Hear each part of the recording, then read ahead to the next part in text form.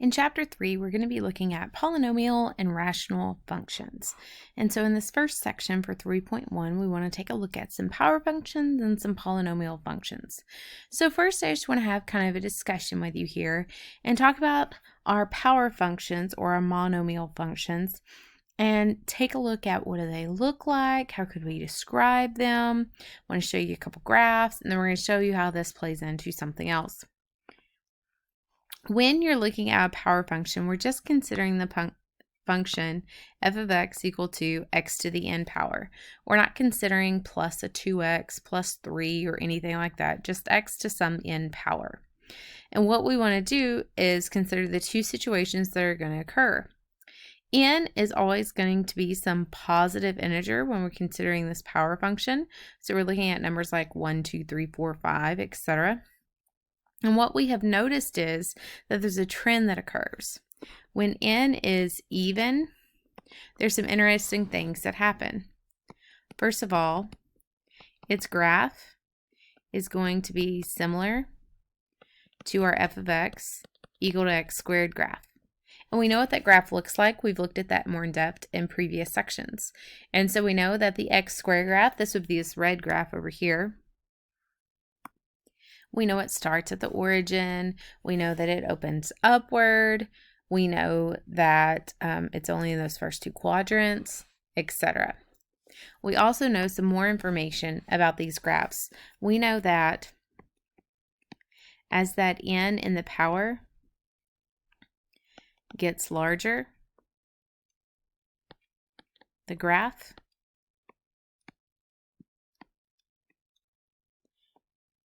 gets fatter or flatter around the origin. And it increases faster. And so let's take a look at that second graph there. This second graph here, this is f of x equal to x to the 6th power. And so you can see that it is still facing upward. It has two arms going up. It still goes through the origin, but you can see by that blue line there that it's starting to get a little bit flatter, and it's going to increase a little bit faster. We can also notice that both of these, both ends go in the same direction. Both ends go in the same direction.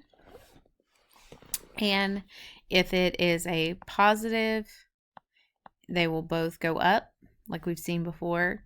And if it is negative, they will both go down. Kind of referencing back to those reflections that we did when we were looking at transformations. And so that very last graph there that we can grab, this inside one would be f of x equal to x to the 10th power.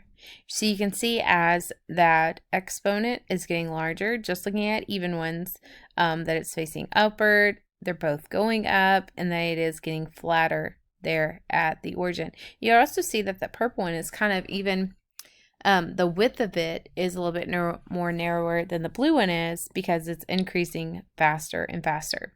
So just some observations about these power functions and specifically the even functions. So let's look at the odd functions and see what we can see there.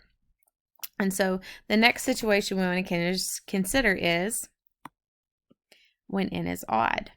So we looked at the even part. Now let's look at the odd part. And the odd part, we noticed that like the even one was similar to something. This one is similar to f of x equal to x cubed.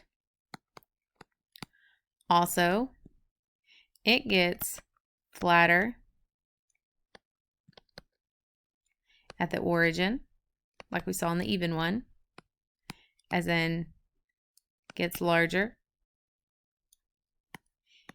It ends go in opposite directions. The previous one went both up or both down. This one's going to go in opposite directions. And again, that's going to go back to that original equation of it being similar to f of x equal to x squared. So you can see I have about 3 examples drawn there, 3 different odd power functions.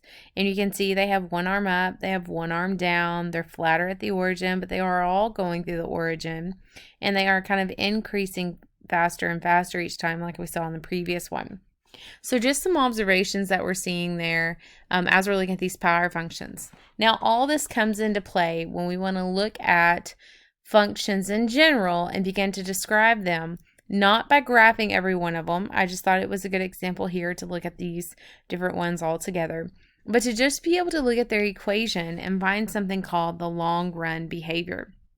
So when you're looking at the long run behavior, what we're looking at is we are considering what is happening as x approaches infinity. So as x is getting larger and larger and larger, we want to see what is happening, and there's a new notation as x goes to infinity. So let's consider what's going to happen here. We're first going to look at the situation, and we're going to consider if n is positive, and then here in a little bit we'll look at all of our possibilities. But when we're looking at as x approaches infinity, we're going to say, okay, what is happening? As x goes to negative infinity, we would say that f of x is going to positive infinity. And we're talking about the shape of the graph at the edges. So when n is even, we know that it resembles f of x equal to x squared. So on the left-hand side, it's going to be going upward. On the right-hand side, it's going to be going upward.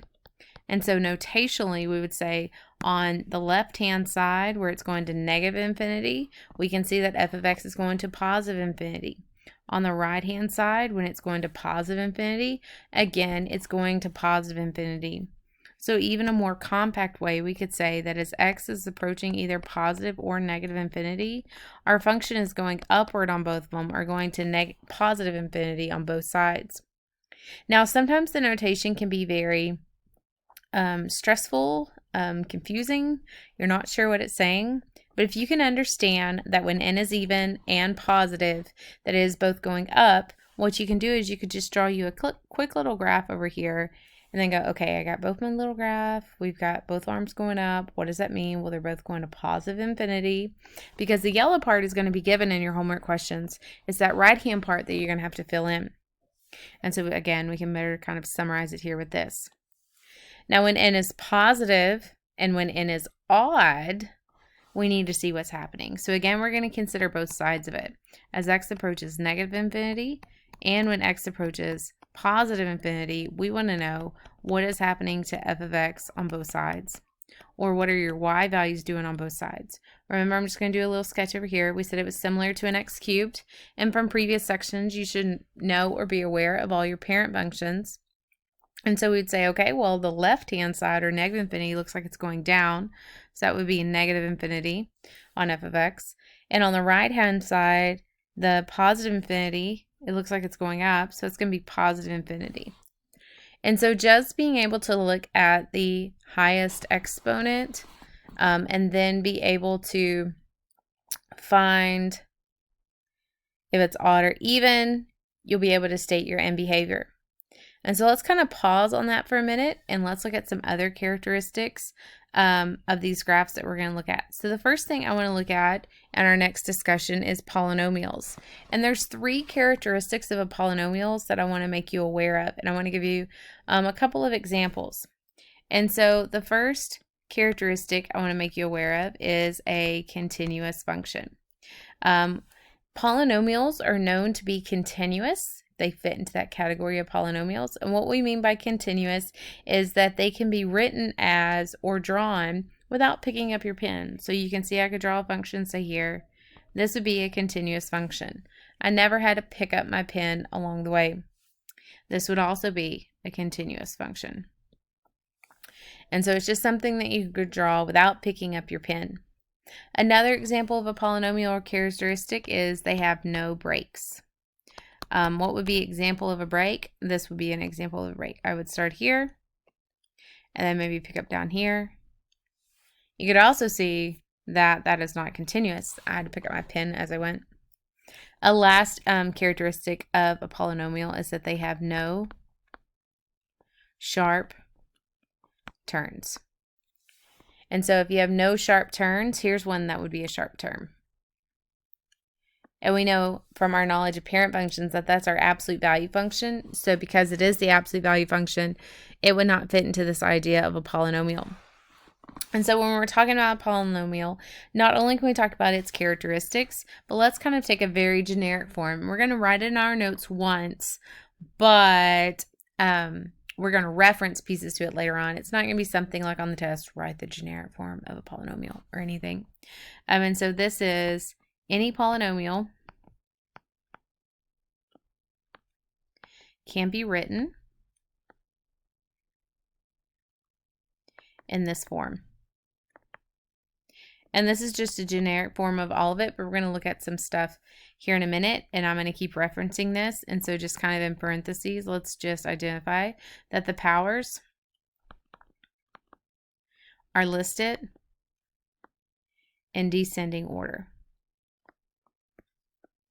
The powers are listed in descending order, and that's kind of crucial right now as we move forward. And so here's an example of a polynomial, just a little quick example. It says 5x to the 6th minus 8x to the 5th plus 6x to the 4th plus 12x squared minus 9x plus 30. So you can see that it's a very large polynomial, but what I want to do is I want to kind of recognize some stuff on it. I want to define some things, and I'm going to recognize it on the generic one as well as on the example as well.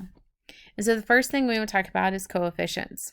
Your coefficients are going to be those large numbers that are placed in front of your variable, such as your -8, 6, 12, -9, 30.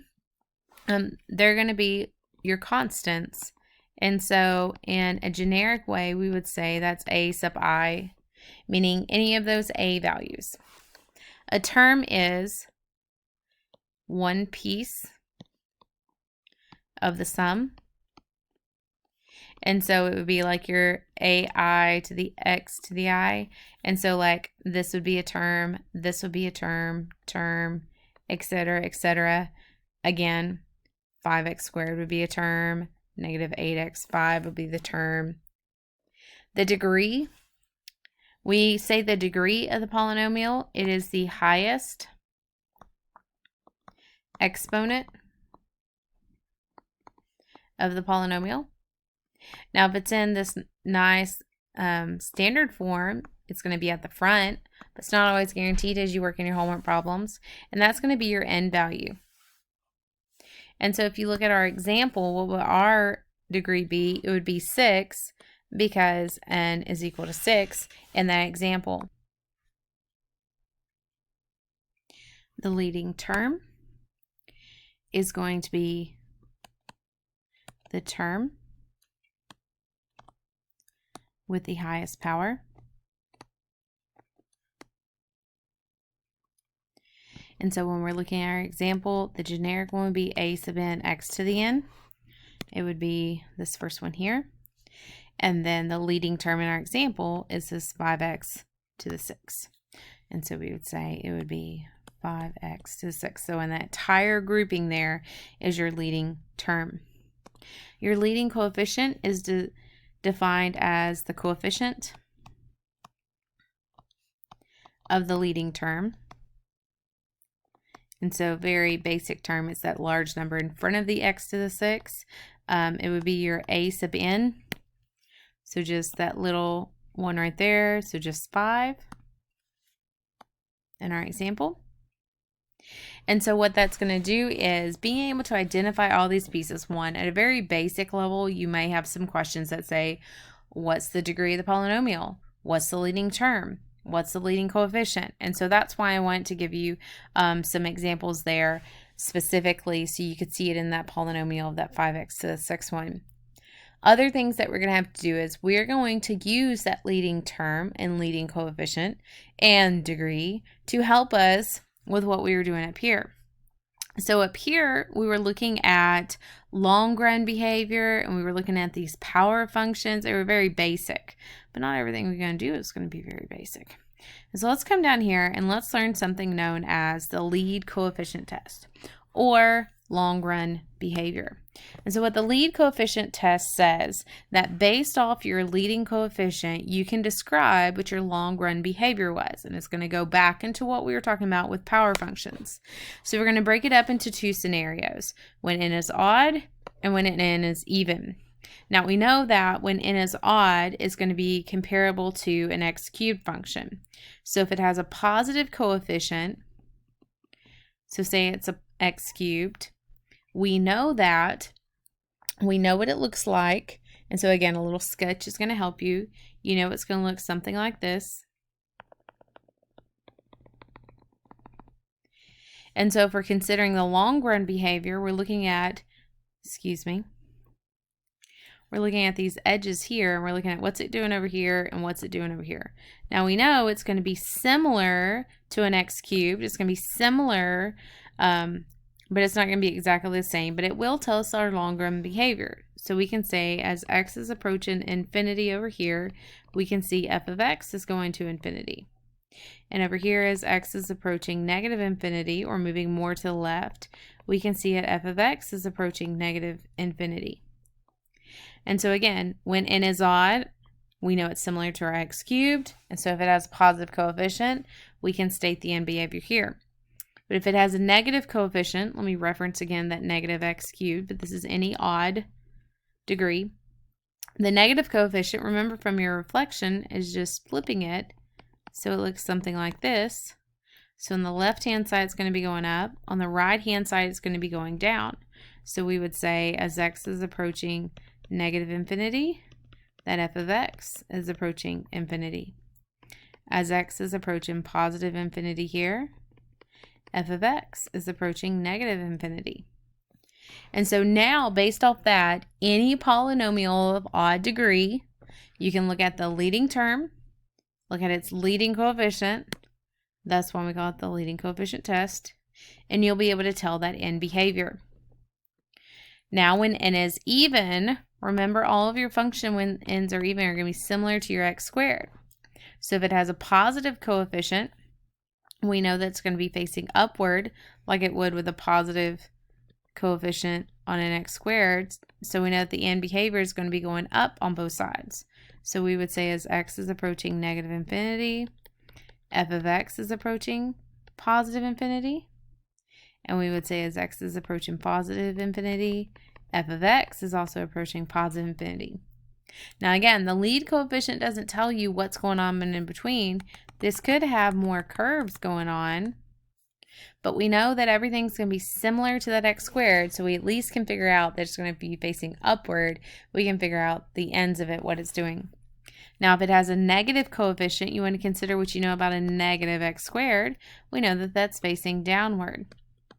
And so we could say as x is approaching negative infinity, f of x is approaching negative infinity.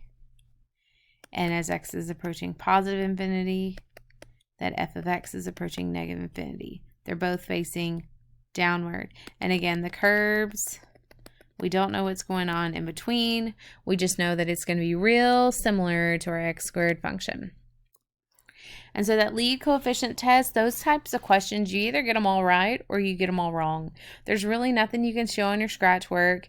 There's really not partial credit that could be given. But I'm going to tell you, the best advice I can give you is make sure that you know that when n is odd, it's similar to an x cubed. When n is even, it's similar to an x squared. And if you know your reflections of what's happening when the negative goes on, I guess on your scratch paper, really, you can kind of sketch the x cubed or x squared real quick, and that will tell you the left and right.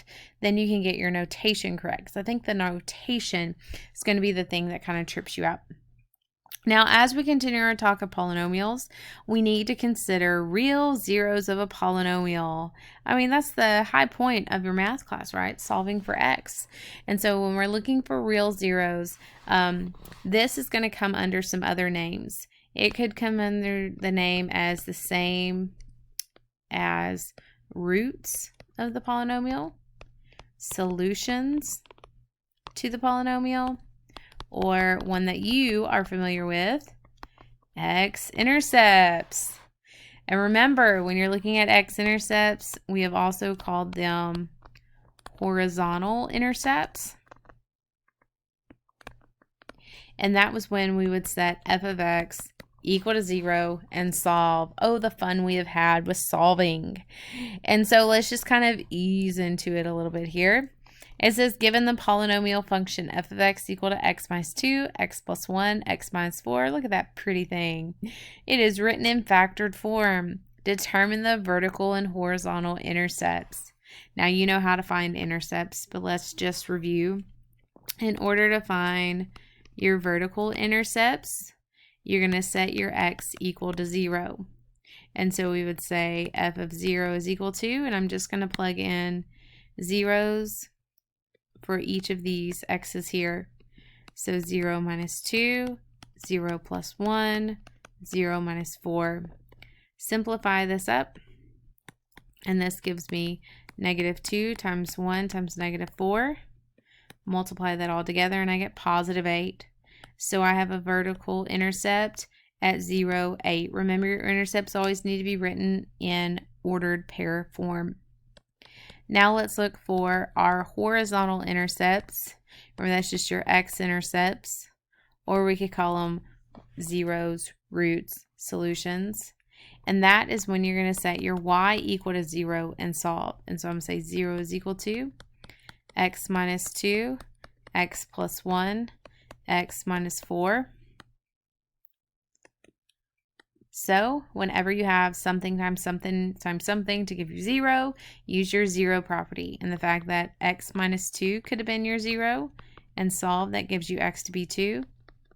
X plus 1 could have been 0. So x is negative 1.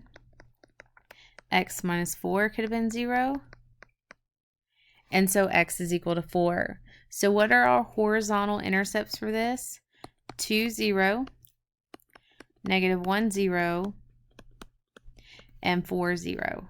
That's all your horizontal intercepts for that given polynomial. Now, if we continue our talk and talk about how many intercepts could we have, or even how many turning points could we have, one thing that we're going to recognize is that the graph will have at most n real zeros.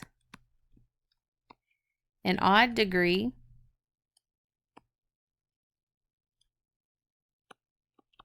will have at least one. So that means if we have a 6-degree polynomial, we could have at most 6 real zeros. If we have a 4th-degree polynomial, we could have at most 4 real zeros. Now we say at most because it may not have that many. It just depends on the shape of it, the curves that exist in it.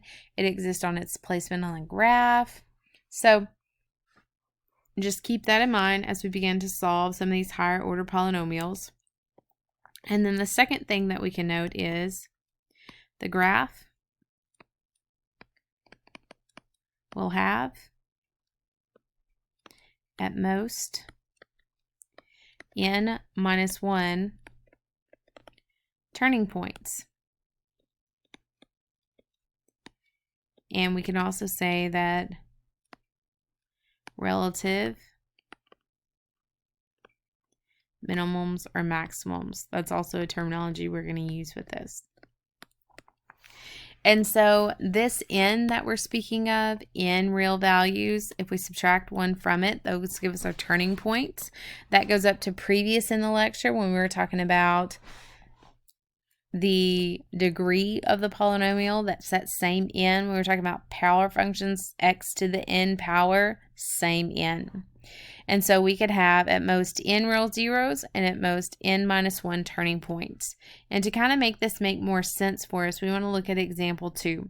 It says, what can we conclude about the graph of the polynomial shown here? So let's kind of make some statements.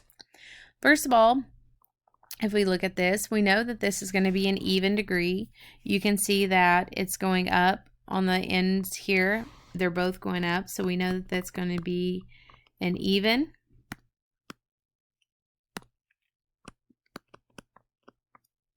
degree. And it has a positive leading coefficient.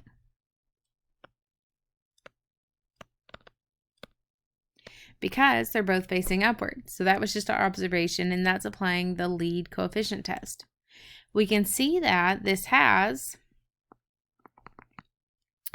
graph has with 3 turning points.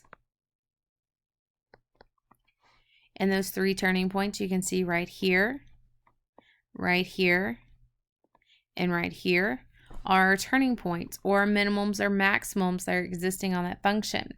It's where it's going from decreasing to increasing. And you can see the function here. It's going down. So it's going down. And so there's your decreasing. And then it changes to increasing.